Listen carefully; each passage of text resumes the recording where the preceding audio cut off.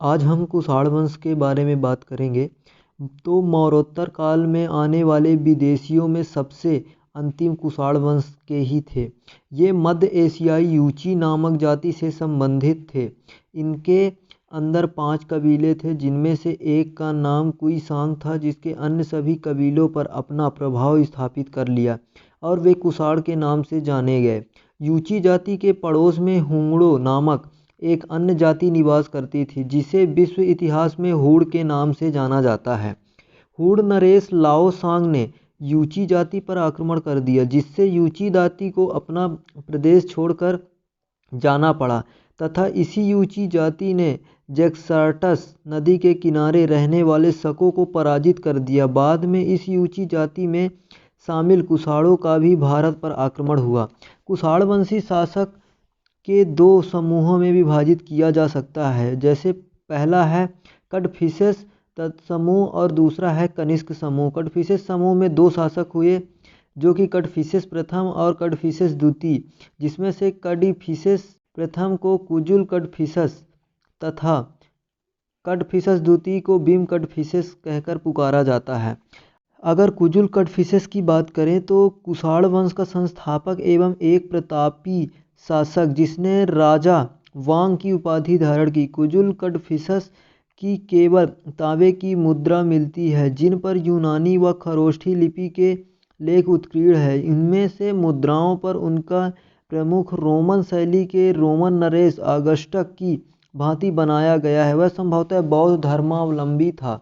अब अगर भीम कड़फिसेस की बात करें तो इसके बाद भीम कड़फिसेस इसका उत्तराधिकारी बना, जो कि एक शक्तिशाली शासक था। इसी के नेतृत्व में सर्वप्रथम कुषाणों ने भारत में अपने साम्राज्य की स्थापना भी की थी।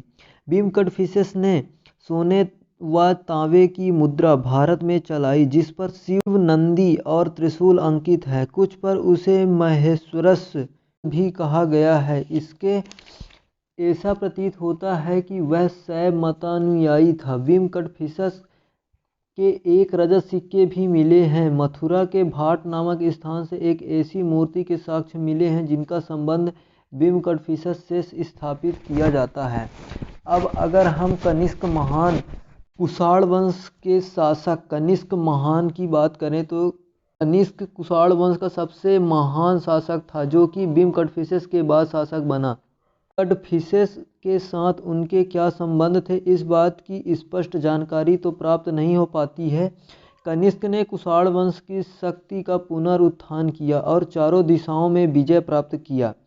कुमारलाट नामक एक बौद्ध पंडित ने कल्पना मंडितिका नामक अपनी एक पुस्तक में कनिष्क द्वारा की गई पूर्वी भारत की विजय का उल्लेख किया गया है। कनिष्क ने पाटलिपुत्र को जीतकर उसे अपना अधीन किया है और वहां से प्रसिद्ध बौद्ध विद्वान अश्वघोष तथा भगवान बुद्ध का कमंडल प्राप्त किया। कहा जाता है कि इसी के विजयों के परिणाम स्वरूप सातवाहन वंश का शासन पाटलिपुत्र से समाप्त कर दिया गया।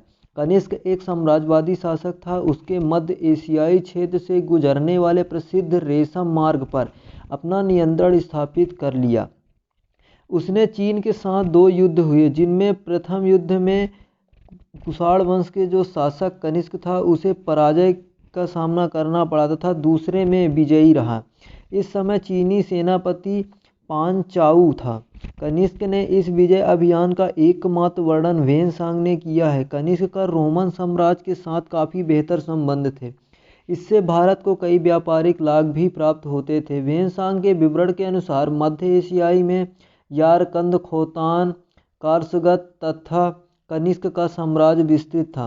कनिष्क के वारगत अभिलेख काबुल या अफगानिस्तान का क्षेत्र, सुई बिहार अभिलेख जो सिंध का क्षेत्र तथा मणिक्याल जो पंजाब का क्षेत्र के अभिलेख में इन सारे क्षेत्रों में उसके नियंत्रण की पुष्टि करते हैं।